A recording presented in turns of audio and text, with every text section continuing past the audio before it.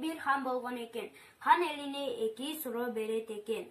Таттуунун таттуусу эмне? Ал эми ачуунун ачуусу эмне? Бул суроону табуу үчүн хан элине 40 күн убакыт берет экен. 40 күн ичинде бул суроону чече албасаңар, элиңерге кыргын салам дейт экен. Абышка кызына келип болгон окуяны айтып берет экен. Кызы атасына айтат экен: "Ата, ханга барып айтыңыз.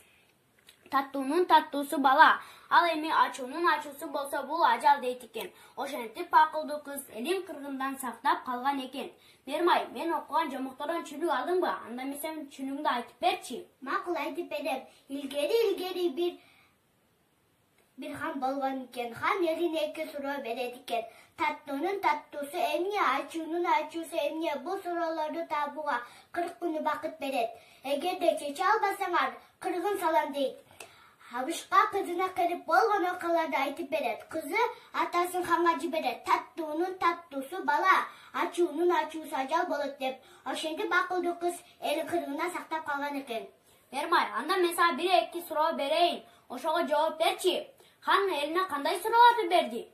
Таттуунун таттуусу эмне, ачуунун ачуусу эмне деген суроолорду берди. Сен да чоңойгондо ушундай акылдуу кыз болгуң келеби? Ооба. Хан бул суроолорду укканда кандай ойго түшүп калды?